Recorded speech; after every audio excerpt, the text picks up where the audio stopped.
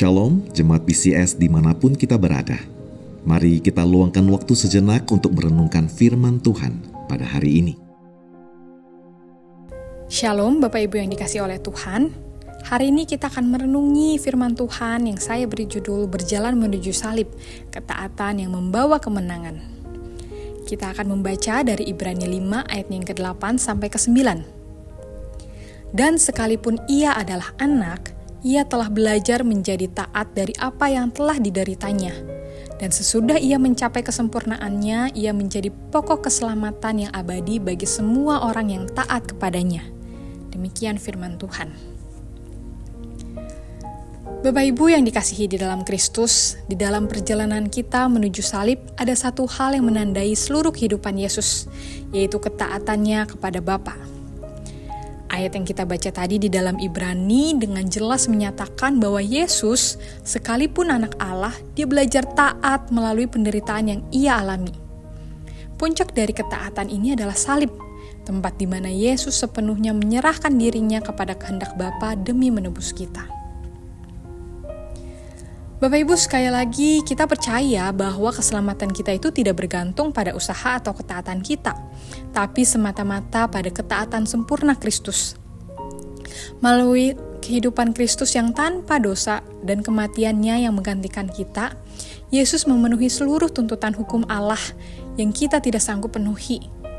Di kayu salib, ia menjadi pokok keselamatan yang abadi bagi semua yang percaya kepadanya. Inilah dasar iman kita Bapak Ibu, bukan kebaikan kita, tapi ketaatan Kristus yang menjadi kebenaran kita di hadapan Allah.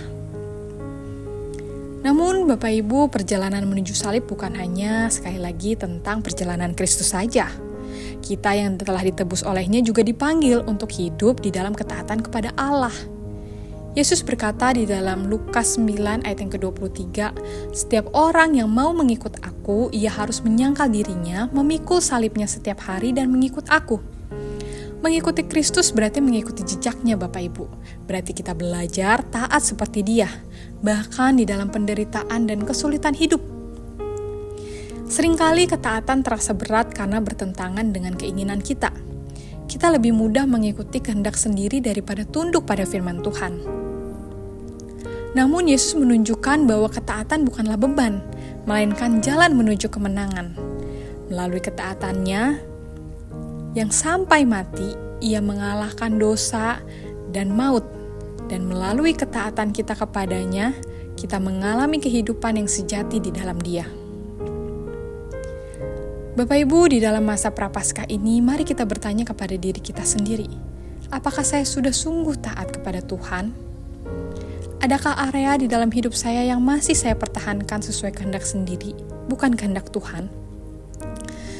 Jangan lupa Bapak Ibu, ketaatan bukanlah sesuatu yang kita lakukan dengan kekuatan kita sendiri, tapi Roh Kudus yang memberikan kekuatan untuk menolong kita, menguatkan kita, dan menuntun kita di dalam jalan yang benar, jalan yang Kristus mau.